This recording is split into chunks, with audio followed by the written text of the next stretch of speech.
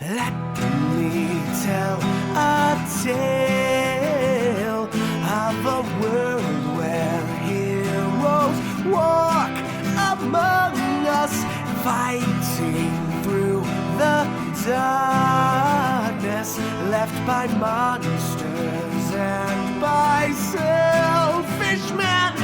A tale of glory rents asunder, sacrifice and battles lost. Our heroes know not what awaits them, and still they carry on. Let me sing a song of a family forged by trials and woe. On their own they falter, but together they will write their own tale of glory, rent asunder, sacrifice and battles lost. Our heroes know not what awaits them, and still they carry on. What was rent shall be restored. What was lost now shall be found. The price of valor ever rising, but victory brings new rewards. Tales of glory, might, and wonder, hard-fought battles, treasures won. Our heroes know their fate awaits them, and so they carry on.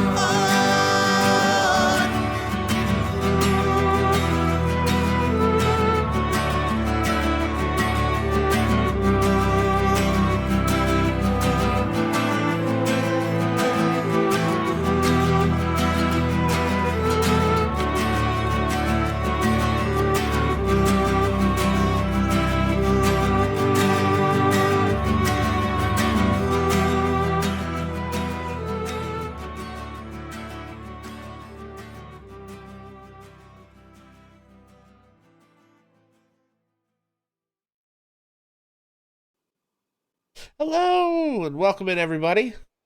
It's me, Pixel, and welcome to another episode of Ages of Einor presents Metagaming.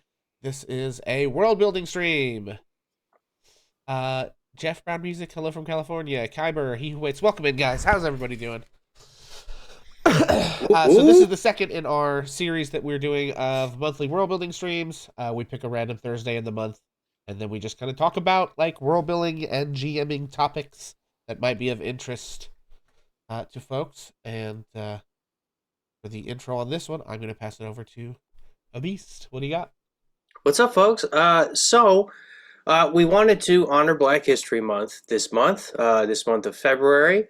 And leaning on that idea, we wanted to focus on some things that we should all be learning or that we could use to improve our games from one of our favorite creators, Aabria Iyengar. I think that's a household name in the TTRPG space, I think, at this point. For sure. Admittedly, we're not reaching deep into the barrel, but she's been so prolific. We think that and honestly, just phenomenal in terms of her game mastery and her ability to world build with her players. We wanted to just point out some of our favorite things that you should be doing in your games to make them better. So really, Pixel and I talked back and forth about a bunch of different campaigns that she was in, that she hosted, and that she designed, and all of the cool stuff that she did that we're going to highlight in the next, hour or so. Yeah. This is a non-comprehensive list. Let no one mistake that we think this is a comprehensive list of the Right. cool stuff that she has done. These are just some sort of standout things that we thought could be useful from the perspective of a game master, to kind of put some new tools in your toolbox if you haven't thought about these things before. So Absolutely. So I think at the top of my lists, definitely. Uh, let's talk about Burrow's End. Yeah. Burrow's End is a Dimension 20 campaign that Aabria GM'd with, I think, a cast of, they're usually six, right? And something that I am constantly trying to be better at is to figure out how to organize my players for a campaign who are creating characters to not do so in a vacuum, to get them to with very minimal prodding to collaborate with each other during character creation to create characters who have interwoven stories and personalities and experiences that are sort of pre-decided in the development phase, and relationships to one another too, right? Like that's part of right. what worked so well. Having some stakes with one another before you have to play through something. So let's talk about how that was achieved in Burrow's End. The thing that was done in Burrow's End was that from the pitch of the campaign, it set the players up right from the jump to create characters that had these relationships. So they basically said, this is a campaign where you are all a family of little tiny furry creatures who live in the forest, and then, some stuff is going to happen to you all, basically. And you kind of, and the pitch, I guess, was more or less, you're going to be displaced because of forces beyond your understanding, and so, but I want to focus in on that first part of, I know as GMs, a lot of times we don't want to do things to limit the choice of our PCs. We want them to have as much freedom as we can. And I don't think that's a bad instinct, right? But one of the things that I noticed with that was the choice to, they pitched it and everyone agreed, but the way, it's almost like when you're, trying to create something new for the first time and you're staring at the blank space page and you're overwhelmed with the infinite possibilities. Sometimes having some ways to narrow that infinite possibility can be really helpful. And in this particular instance worked really, really well. It basically was we pitched, everyone is in the same family. So everybody has these different relationships to each other in that campaign. This person is that person's husband, but that person's sister, but that person's daughter, and and these two are that person's granddaughter, and she's the aunt. And it's I think in a lot of different kinds of campaigns that wouldn't work. And, in a lot of if you're running modules, there's not very many of them that are set up to do something like that. But in something that's homebrew like this, it just made and she had, of course, some of the most talented, and all of these things has some of those talented creative role players and storytellers in the disclaimer in the whole world, yes, to do it. But it just was the thing that we're kind of pointing here is it prodded everyone into making those relationships with each other. And it made a lot of really, really interesting stuff happen as people were role-playing. And it kind of gave them, almost like training wheels for role-play in a way, which none of them needed, but it was if you can imagine, you're in a campaign and, oh, I'm the dark rogue in the corner and I'm the upstanding paladin. And then these two characters just kind of have to, figure out how they feel about each other from square one the first time they meet in a tavern. Right? And I'm sure we've all had experiences like that. But what if the story was that these two were brothers? And one is the rogue and one is the upstanding paladin? And it's okay, now I can kind of see why these guys are adventuring with each other. I can kind of see what their dynamic is, And you know what I think really makes it work so well, to boil it down to a single point, is that I think most people, who, regardless of who you are, the first kind of instance of you having to cooperate with someone is usually with your family. It's a parent or a cousin or a sibling. You have to negotiate some kind of boundaries or roles, or there's a lot of negotiation that goes around that. And so we all have a fairly decent framework for understanding That like kind of where relationship, we yeah. fit, yeah, in a relationship. And if you're trying to make a group of player characters who are good at cooperating with one another, it's easier for the players themselves to figure out how to do that in character if they have something like a Yeah. familial Yeah. relationship, right? There's another campaign that was put on by Matt Colville and MCDM called, I think, the Chain of Acheron, where he Chain of pitched Akron, yeah. a kind of like mercenary company, sort of like the Black Company, if you've read those books.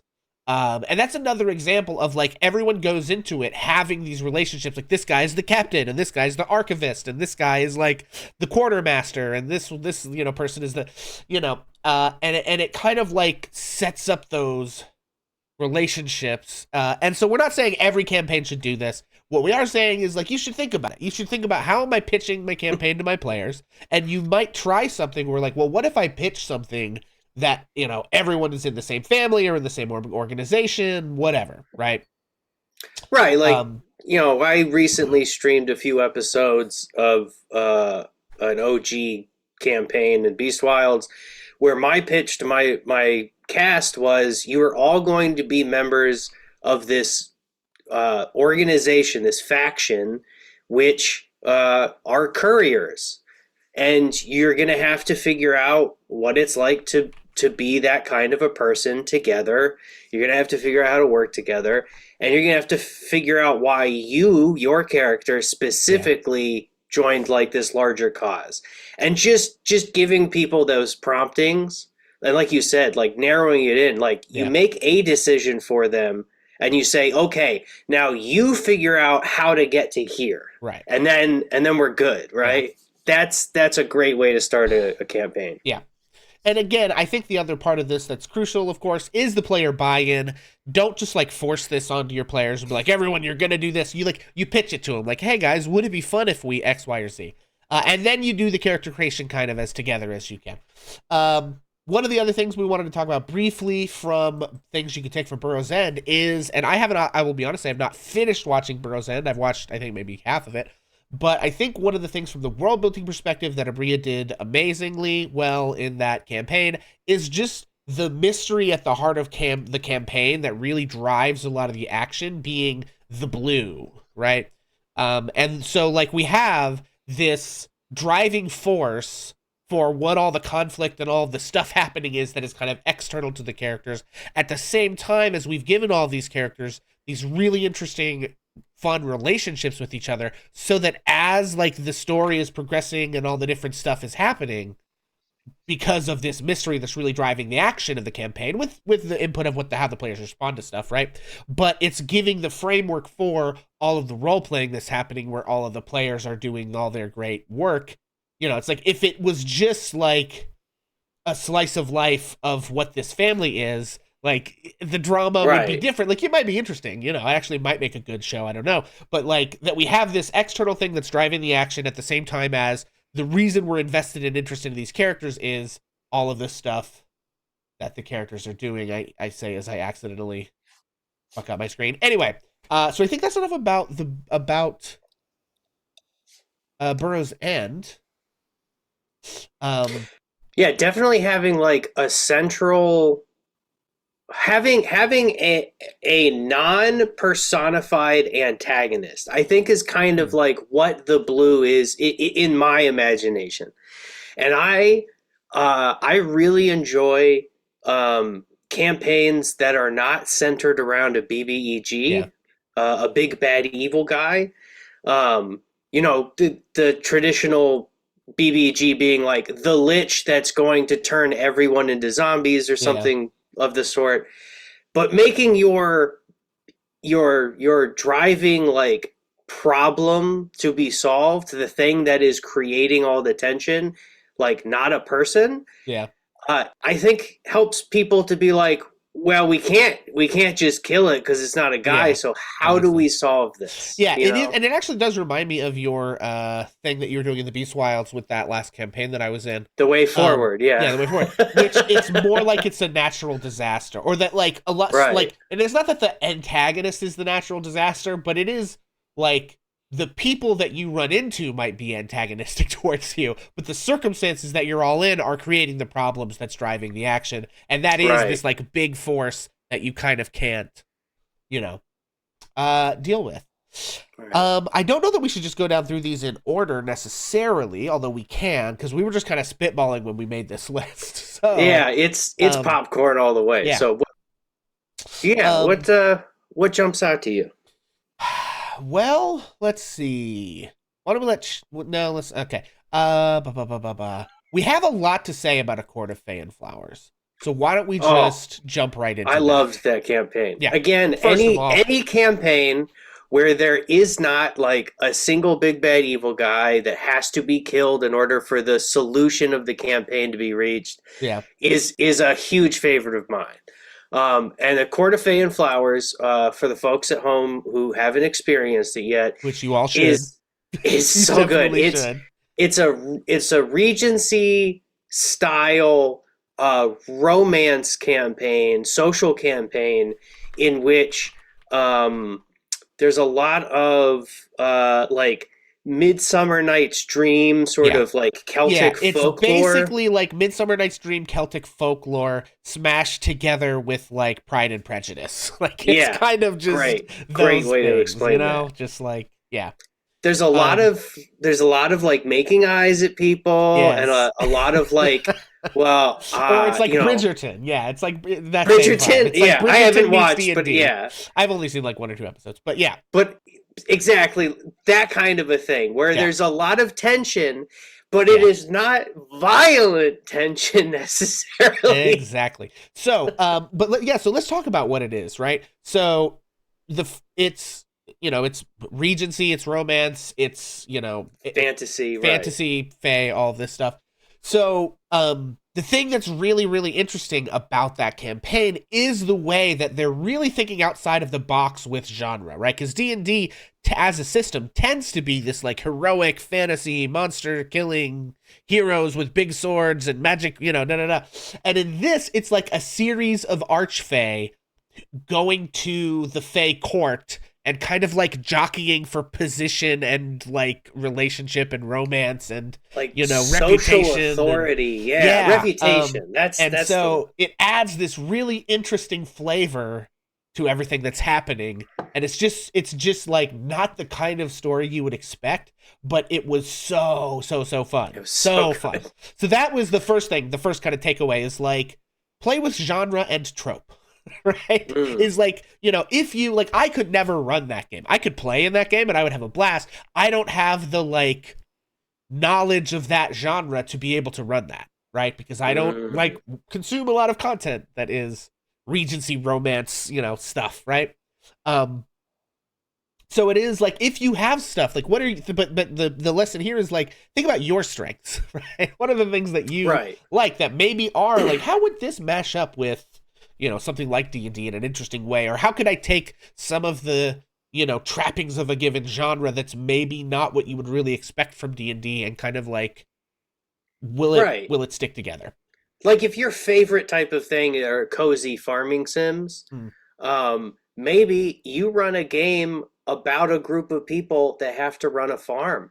Yeah. And then you give them tensions and externalities and all this other stuff to make it fun. But that's what play what you know. Yeah. And think about what are interesting ways you could smash it up with what D&D does, right? If you're playing D&D as a system. If you're playing other systems, all bets are off, right? Whatever that system does. Okay, another thing that we noticed was that all of the different characters in the campaign had very specific and kind of obvious motivations, largely based on their factions. Yeah, I think there were 2 PCs from the same faction. Yes. But excluding that, everyone else was sort of coming from a different place to the court. Yes. And had very different intentions for being there. Yes. That sort of that was really interesting, I think, because of how it was used sort of as like open secrets for the players to know, Yeah. but for their characters to have to not know, Yeah. and then to still like basically act out their character motivation while knowing that there was something else in play, Yeah. right? Well, and it also was like the characters ended up and Aabria did a great job as a GM in like creating situations where the characters' like personal desires that had been expressed or things that they were trying to accomplish caused tensions with what their faction was trying to accomplish, because they were all, for the most part, in some ways accountable to some other part of this faction and had other people that they were obligated to in certain ways and this and that. And so like some of what they wanted to do was about the tension between those things and deciding, do I let go of the thing that like my heart wants or that I want to be accomplishing in order to like bend the knee to my faction's demands on me, or do I try to find a way to have my cake and eat it too? It was like, but it just created a lot of opportunity for like subterfuge and secrets and like, you know, really, really fun stuff. A lot of like espionage, a lot of like deliberately placed lies. Yes. Yeah. People which, lie. Yeah, it made reasons for the it. NPCs to lie to each other. Which is my favorite. And so people love lying in character. Yeah. So give them reasons to lie to each other. Yeah. Good reason. One of the things I think, one of the reasons I think everybody should watch Court of Fanflowers as well is it's an excellent example of conflict in the game, not just being about stats and spells and in that like conflict, not necessarily combat. Although sometimes the things on their character sheets did come up as like what you could do and had access to mattered to some extent or another. But also a lot of the conflict was just, did you make that deception check? Did you make that stealth roll? You know, did so-and-so intercept the missive that you had been trying to send to someone else, or all of that stuff? As we talked about all this tension and friction with their faction leaders. One of the things also that was really, really excellent about this was the way that they added some extra systems to the rewards on top of D&D to support the fantasy. It wasn't just bloat of like, let's add like these, you know, there's lots of like stuff out there that's like cool stuff you can add on to a D&D game about like warfare or, you know, modules for the, like downtime and tons farming, of different stuff. Right. Farming. And like for the right game, those are all really interesting things, but often it's like D&D's already so complex. It can be hard to get players to buy into these things. But in this, one of the reasons I think it was so effective, in addition to the fact that they're all professional storytellers and they had high quality props to be messing around with, which most of us don't have, but the systems they were adding supported the fantasy they were trying to create. The story, you know. So they added a system where like at every day or a couple times a day, you had the opportunity to like send letters to other people, whether that was like NPCs or mostly other players. And it gave the players the opportunity to get into that like 19th century letter writing style of like, you know, dearest Brotherford, I had noticed that at breakfast you left 3 sausages on your plate, and you know, like whatever the thing was, and you know, and I thought perhaps we might meet at sundown to discuss, you know, the quality of sausages coming from Pepperhurst Farm. You know, it was just like this, just meet me in the lily garden. Yes, right. I had wondered if you might accompany me to the ball. It was like, and it gave the players these opportunities to compose those kinds of messages and like send them to each other, and then there was to all give this, each other like bids too. To like give each other opportunities for hijinks. It was about trying to like pull other characters into your mess. Right? And sometimes your messes synced up in interesting ways, and sometimes they didn't. Yeah. If you can't tell, folks, this was a really great campaign. It's so good. Just remembering it, it's giving me the giggles. I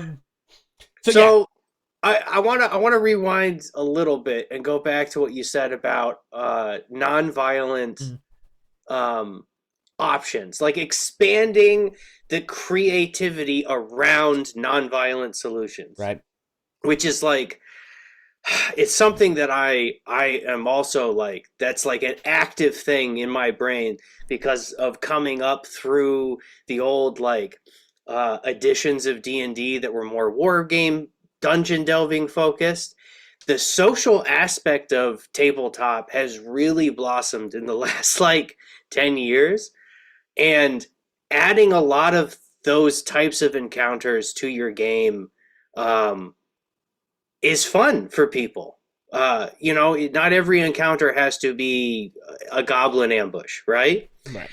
And giving people interesting scenarios, problems, where just killing a guy or killing a group of folks isn't really the clear answer, makes people do wild, crazy, fun, creative things. Yeah. And as we were talking about that, one of the things that was interesting about this was that, like, in the context of Corn Flame Flowers, was that the encounter design was such that, like, a lot of it in this scenario was like competitions, right? So it was like one of the days was like hunting or whatever, and it was this very like English, like, we're going to follow the hounds through the forest to catch the whatever it is, but it was a thing where, like, their characters' stats and abilities were relevant, but it wasn't just let's kill the thing, as you were saying. And so the way I described it was like encounter design that doesn't privilege just killing it.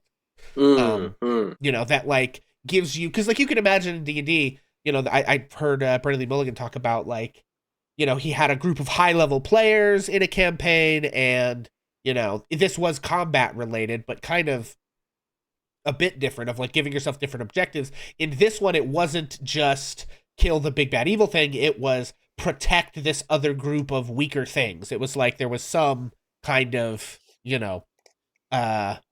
attacking group that was attacking this base or whatever, and they had like a bunch of just normal soldiers and whatever that were in a faction friendly to the players or whatever, and like the thing for them was like to stop the other people from getting killed by stuff that was kind of beyond their pay grade and stuff.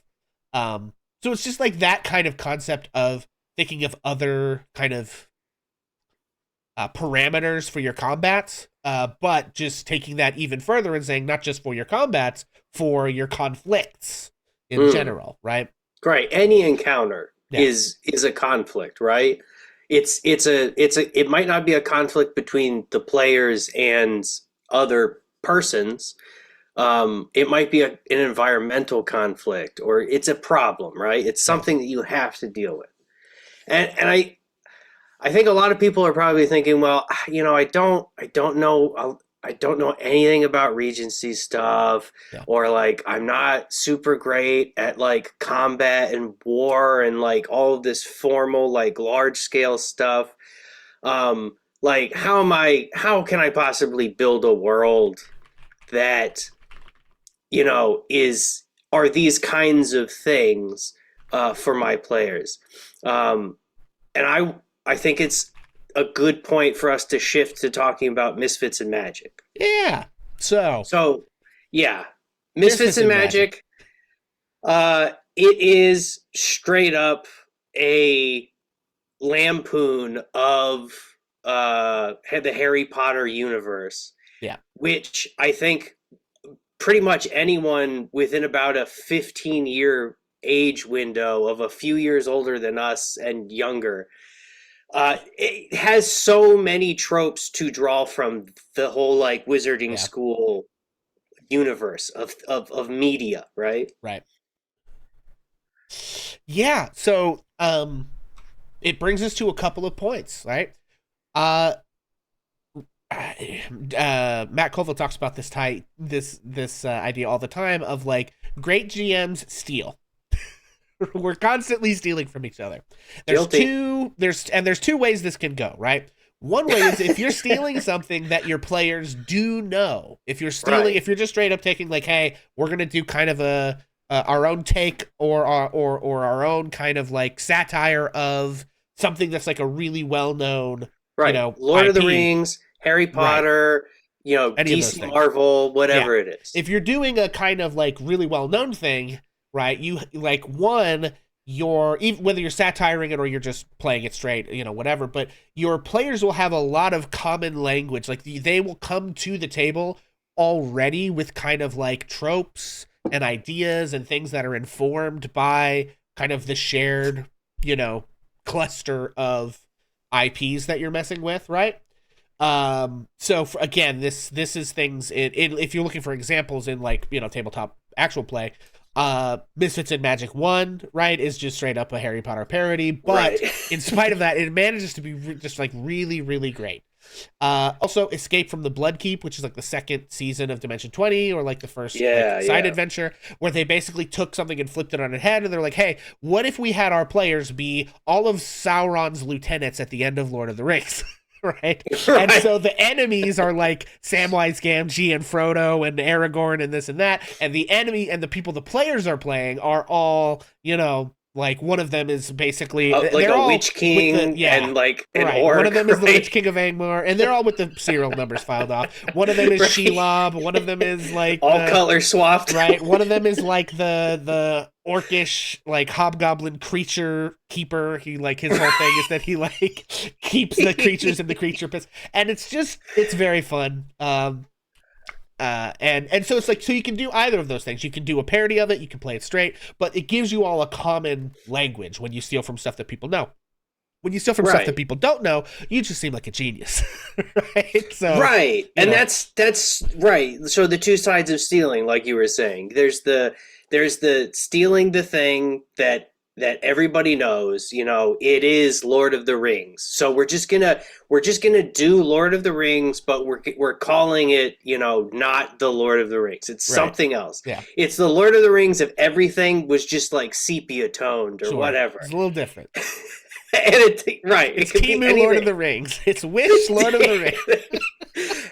Or you could do the thing that I think we both also do a lot, which is to steal from like those crazy, hyper specific, obscure things that we desperately love, and that most people think or have either never heard of or think we're too lame to engage with in the first place.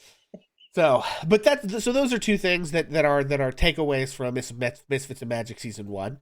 Let's talk a little bit about Misfits in Magic Season 2 without trying to spoil anything for people, because it's relatively fresh, and also I don't think you've seen it. So, one of the things that was really interesting as they moved Misfits in Magic from Season 1 to Season 2 was that there was opportunity for... The Misfits in Magic Season 1 is only 4 episodes long. It should have been 20. Or 10. They could have done that forever. I really wish they'd had more time with it. Misfits in Magic Season 2, they had a full 11 episodes. It was going to be 10. They added an extra at the end. Anyway, and there was an opportunity for huge expansion of the world building from Season 1, but it was very interesting the ways that they took what was originally just a lampoon of Harry Potter and kind of like blew up and expanded the world building.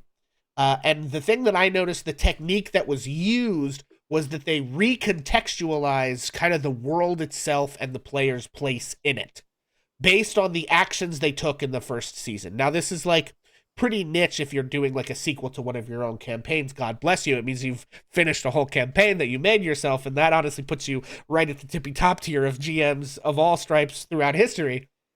And if you're looking at going back for seconds, hey, but just this idea of you can even do this within a campaign as you're moving from like one phase to another phase, that kind of thing, of recontextualizing the world and the player's place and relationship to the world. Right. So like a few crazy examples would be like blow up the sun, or make turn all water into blood, or every third person is struck blind. Something so vast in its scope of change that people have to begin engaging in the same world in a different way. So let's talk about what they did in Misfits Magic Season 2. Basically what they did, no spoilers, or as few as I can, this is really not much of a spoiler, but basically at the end of Season 1, they, more or less kind of do a denouement where it sort of projects out what the world would be if the characters go through their year of school and then kind of continue to live in magical land. They come back at the end of season 2, and one of the things that they do is they begin, releasing the secrets of magic to all people, because instead of like a Harry Potter thing where only like, the special boys and girls with the special blood got the magic, side eye, hard side eye there. In Misfits and Magic, the twist, and again, this is a bit of a spoiler, so, the twist is that anyone could do magic, and that certain people are hoarding the magic, right? So they decide to release the information about how to do magic to the whole world. They come back in season 2, their decision to have done that, which seemed like the right thing to do at the time of, like, stopping this group from hoarding things that could potentially, like, save lives and change the world and all this other stuff, was that they fundamentally broke magic itself. It doesn't work like it used to. Nobody really knows how it works anymore. They went from a situation where they are kind of these newbies in this really well-established community, and they kind of buck all the trends they don't know how to be because they were raised in a different context and then kind of thrown haphazardly into this, like, very different circumstance. Now they're in a situation where nobody has a frame of reference for what's happening. Nobody really knows how any of it works. And at that point, they are just as equipped as anyone, and in some cases more so, because they didn't grow up with the old magic, right, to figure out how does it work now and what do we do about it. So that's the recontextualization I'm talking about, of like their position as these neophytes who don't know anything, who are struggling against this existing system, to the people who accidentally broke everything and now are in the kind of position of like, well, can we fix it? Can we make it work? Go ahead. Well, I think that's a rich tradition in a lot of media, especially like gamified media, where you have a character that has like game sequels, and you need ways to explain why they sort of have lost power, or they have to like build back up. Looking at you, Mass Effect 2.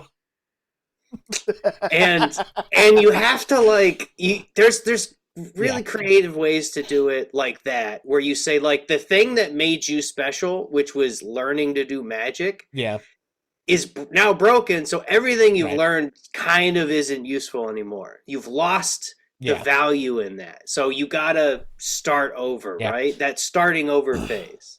Another example of this that I feel like I could point to is Critical Role Campaign 1, the fall of Iman and the advent of Thordak, the Cinder King, or whatever. Right, and the Chroma Conclave, and that whole arc. So basically what... Of course. Like, Critical Role Campaign 1 starts in a weird place. The players are already, like, level 7 to 9 or something like that. They've already, like, made it pretty far in their D&D character journey, and they've... Before we ever entered the picture as viewers in this previous campaign, they had already gone through like the low-level character stuff of getting known in the local area, and then the character thing of like going to the big city, and now you used to be like a medium-sized fish in a small pond, and now you're, a medium-sized fish in an ocean or whatever. And through a series of events had gotten to the point where they had like their own little keep outside the town, and they were recognized by the ruler and all this stuff. And then they were sent off on this other adventure, which is kind of where we pick them up, is at the beginning of this adventure. They go down to the Underdark, they do a bunch of stuff, right? And then they go home, and then there's like a couple things that happen. But then they start this really big new arc. And the city where they had made their home gets completely destroyed by this massive red dragon, right? So this is another recontextualization, which is basically this GM kind of kill your darlings, just like destroying the city that he worked so hard on, right? But it recontextualizes these players from like the point in their adventure where they were heroes of the realm and they were up to all of the tasks. It kind of then puts them on the back foot. They're not able to stop these really powerful enemies from like destroying everything that they worked for. And it moves them from a situation of like kingdom level relevance to approaching world level relevance as they take down these dragons. So that's just another example of a thing you can do, not just when you're like starting a campaign or starting up a sequel to a campaign, but within the context of a single campaign, you could have a moment like that where you recontextualize the power level of the players, which is both, and what's really interesting about that movement in campaign 1 there is they go from being at the top of the food chain to feeling like they're at the bottom of the food chain, right? But like the normal people of the town aren't even on the food, like they have no ability to resist. it puts the players in a situation where it's like, yes, you've like lost stuff, but it's like you went from playing in the minor leagues to the major leagues. It's like now you're in a new category of, you know, things that you can feels affect. to me like the classic JRPG scope switch. Yeah. It happens in a lot of JRPGs, a lot of classic ones from like the 90s and early 2000s, where you as a character, you gather up companions and allies in your little starting town. You solve like what seems to be a minor localized problem, uh, and you think to yourself, you know, wow, I finally feel competent enough to influence my world for the better, only to, you know, the scope zooms out and you suddenly realize that that small thing was a microcosm of something so much bigger and deadlier that you're now right back at the bottom of that food chain. Yeah, exactly. But also it's like you're at the bottom of the food chain, but in a way it's just showing you the heights that you are going to be able to reach now. You know what I mean? It's like both a setback and giving a you realization. headroom, right? Yeah, and a realization that, like, you know, that you're in a new league, basically, right? It's like you were the like MVP of the little league team, you know, and now you're being drafted into, you know, the actual big leagues, and you are the bottom of that barrel. But of course, you have the potential to rise to the top. You're a rookie in the big leagues. Yeah, now you're a rookie in the big leagues instead of a veteran of the minors. Instead of a season in the minor leagues. Yeah, exactly. Okay, I think that's Misfits and Magic, the main stuff we wanted to hit on. So some of you are probably thinking, like, this is a lot. This is a lot of work and effort on me as a GM, as a world builder, to like think of all these incredibly creative things, to steal stuff that people know about, to steal stuff that people don't know about and sprinkle it in so that I look original and cool, while giving my players a tropic base to reference each other and to make characters within that would fit in the archetypes and play around with the tropes. You know, how do I do all this stuff? How am I supposed to be like the one person creator? And the answer is you shouldn't. Yeah. First off, don't try to do all this stuff at once. That's the main thing. Don't do all of this at once. If you try to run a campaign that is Burrows and Fan Flowers and Misfits and Magic, chances are it'll go badly. It could go well, and if it does, please tell me about it later. Because I'm sure it'll be fascinating. I would love to. But chances are it'll go badly. But yes, it does seem like a lot to put on a GM. Are there any alternatives to that model? I think you gotta bring it to your players, right?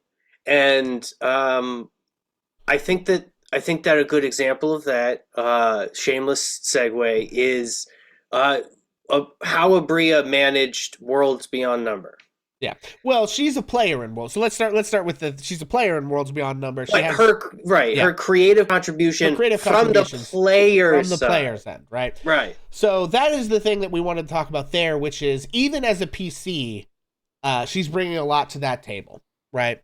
And all of the PCs are, and of course, they're all world-class storytellers, yada yada yada. The thing that's really interesting, I find, particularly about Aabria's contributions, is that like the way that what she wanted with her character, which is of course in partnership with the GM Brennan, there was a lot like world building as a PC. Okay, and there are other examples of this happening in Dimension 20. Siobhan in what's the New York one? Siobhan Thompson. Yeah. But like ways that you as a PC can make things easier for your GM with world building, which is to say, not just like throwing out like totally new stuff. Like, you know, your GM says like, okay, and where's your character from? And you give them like a whole, like, here's a whole country that I made up. And you're like, okay, and they look at it and go like, well, that doesn't fit into anything that I had. Right. Right. And I'm not going to put in the effort to make it fit. Yeah. But that like you can do PC based world building. So I think it's one of the things Aabria does really, really well in Worlds Beyond Number. Her character is this wizard who kind of has this whole big faction attached to her, right? Which is the it's gonna escape Imperium? Is that it?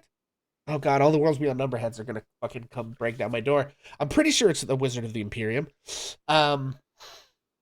And so she has this like rank within that organization, but there's just a lot of stuff that kind of blossoms out of the world building that they do together on specifically kind of like the organization her character is coming from.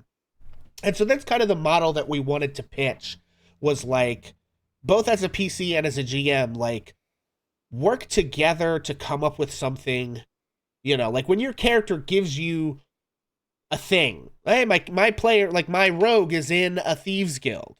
You as a GM should go like, ooh, okay, let's figure out what the deal is with this thieves guild, right? What's the thieves guild? And you don't have to do it all yourself. You don't have to go off into a little room and write everything about the thieves guild and then come back and be like, hey, does this sound good for your thieves guild?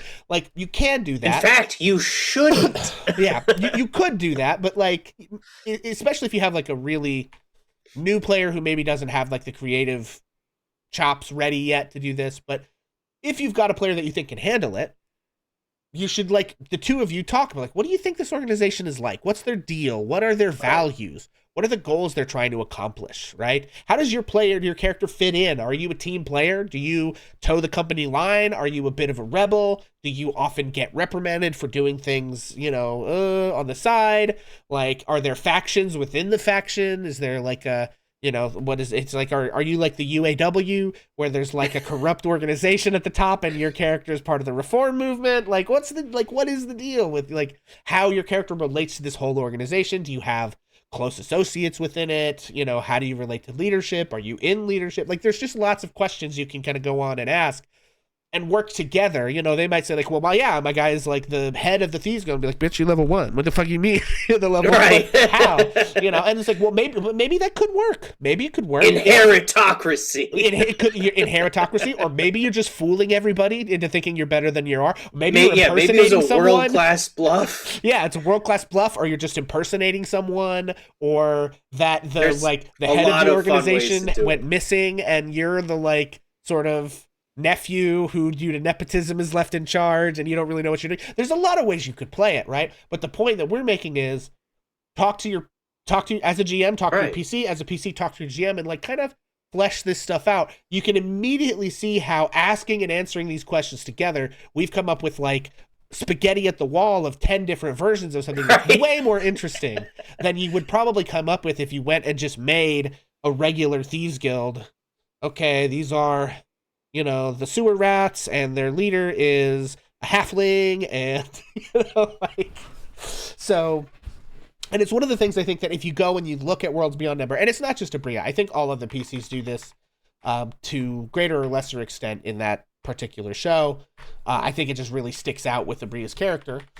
But as a PC, it's like that collaboration at the early end of the world building has really made things much more like vibrant and interesting when they actually get to the playing of things. In a weird way too, if your character is a member, if I'm a GM and my player comes to me and says, I want to be part of a group, and I might have an idea of like some groups that I'm cooking with, that I'm like, could it be one of this? Could it be this? Could it be that? But I think what's really important is if you really deeply consider and honor what your players are bringing to you in terms of the things that they want to relate to their character, you can build a world that has more stakes for them, but also lets their character have an amount of influence beyond themselves. Yeah. And that influence can touch NPCs and other characters, which just helps to give you like way better like initial like relationships. You meet an NPC.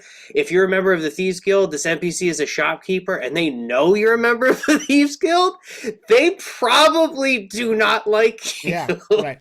Well, and I think this is another thing that like you can watch that kind of stuff play out in Worlds Beyond Number, right? Some of the early arcs, there is this tension between Aabria's character Suvi and the other two players, because she has this baggage of this big organization that's very important that she's a part of, that is very like lawful and is very much like, we do things in the prescribed way, we stay in these lines, and that, like, even if you personally disagree, it's very much like an imperialist organization, and she's kind of just following orders. And I haven't like fully kept up. I've made it through to like the witch arc and haven't finished that one. And there have been some like real breaks between the characters where the other two characters are much more fly by the seat of your pants. They're not really aligned with this like imperial organization that she's a part of, which so far we've mostly seen be a force for good-ish, and certainly her character is mostly good, and even the people in authority above her character seem to have like mostly good intentions at that point, right? But it's like the other two characters, like, they don't have this tie to this organization. They don't feel like they have to respect these like rules, even though this organization is part of the governing structure that like sets the rules. These are just like more chaotic characters who think what the Right. anyway. More And so it does create individualized. this Right. tension between them that has led to a lot of really cool stuff, that will eventually come to a head. And I think to some extent has, maybe, if you're as more up to date on the show than I am. But just that, like, making those steps early on of like incorporating the PCs into your world building process and giving them these really strong ties, and then based on what they give you, emphasizing aspects of it and using the things that they've given you to like make situations that are more complicated, that it's not just like, and you go and you kill the bad guy. It's like one of the first bad guys they come across, for instance, is loosely associated with the same government that Aabria's character is a part of a different branch of. It's sort of like if Aabria's character is in the like magical green berets, basically, or something, right? And this guy is in the magical like Delta Force. Army engineers. Like, he's a real little bitch Okay. in that sense. He's just like, no shade to the Army engineers. I don't know what you do. I'm making an example here. Please don't come kill me on the internet. But just like he's just like a flunky who couldn't have hacked it in like the real hardcore like special forces kind of thing that she's a part of, right, in a way. And it's like, but he's still loosely a part of the same, not exact organization, but like under the same big umbrella of like the US government in this particular, metaphor, right? And so it's like, okay, well, how does that make it complicated, right? If you, like, let's say you've got two people who are like, let's throw it out as like community activist anarchists, and you have this one person who's like, technically a soldier, and the guy that's causing the problems is loosely affiliated with the government, and it's like the one who's the soldier and the other two are going to have different responses to that. And that was interesting, right? The other two people were like, well, there's harm going on. We should just fix this problem, So there's sort of a final thought I have that I think would be good to close out the stream with. It's an expansive thought. Many players and GMs that I've met, are brought up in the kind of society that supports and instills a very strict sense of individualism in each person. And recognizing that we all sort of have a lean towards interpreting things as an individual, I think what our role-playing games can benefit from, and I'm talking like real-world benefits to yourself and your players, is learning cooperation, learning social cooperation, learning what's called agonistic conflict, which is non-violent. So basically talking things out. It's a conflict. You're trying to convince each other, but you're not using violence. You're using coercion and persuasion, ideas and words and examples. And I think we all need to start exercising those muscles of cooperation and mutual respect a lot more.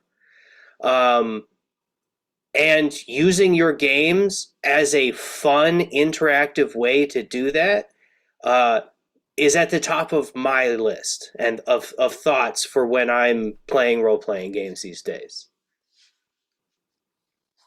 Right on. Well, hopefully you all enjoyed that. That is our non-comprehensive list of tips, tricks, and tools you can take home to try in your games that we took from the incredible work of the inestimable Aabria Iyengar, who of course does not need any help from us in reaching an audience. We just thought our audience might like to kind of take some tips and tricks from if anything, we're using Aabria to catch a wider audience. I mean, we're not, but anyway. Right. But yeah, so I hope you guys enjoyed that. Oh no, you joined late. Well, Lily, this will be up on YouTube. Don't worry. I did start early tonight because I got off work early. So this is the second of our world building stream. The previous one, it was about things that we took examples from Elden Ring. You can find that on our YouTube. We will be doing this series once a month on Thursdays. The Thursdays are not exactly set. It's kind of flexible. We may come up with a particular set Thursday that we do that. But as of yet, we have yet to land on that. We do have, lots of ideas coming. And if we run out of ideas, we'll do actual, and maybe even if we don't, we may do some actual collaborative world building stuff where we just sit and actually try to put some of the stuff into practice, because you can, there's reams and reams of videos on the internet where people give you tips you can try, but not a lot of them where they show it in action of them trying. They actualize it, right? Less show, there are some, but anyway. So that all having been said, if you want to pitch ideas to us of things that you would like us to look at or talk about, or if you just want to give us feedback on the series or, whatever, the best ways to do that are Discord, probably primarily, the Ages of Ainur / Bonus Moms Tavern Discord. I'm in there under Pixel. Beast is in there under Beast / Bonus Bud, I think. You can DM us in there or ping us. You could email us at agesofainur@gmail.com. You could put things in the YouTube comments. I will be honest, I don't keep up with those as well as I probably should. So that is maybe the least effective way to get in touch with us, but it is that's the long con. That's long con, yeah. Put it in the comment. So yeah, well, we appreciate you guys hanging out. I hope you enjoyed this and took some things that you would like to add to your games. And thanks for hanging out, everyone. See y'all. And we're not going to raid out tonight. We're just going to call it, and we'll see you guys later. Bye. Let me tell a tale of a world where heroes walk among us, fighting through the darkness left by monsters and by selfish men. A tale of glory rents asunder, sacrifice and battles lost. Our heroes know not what awaits them, and still they carry on. Let me sing a song of a family forged by trials and woe. On their own they falter, but together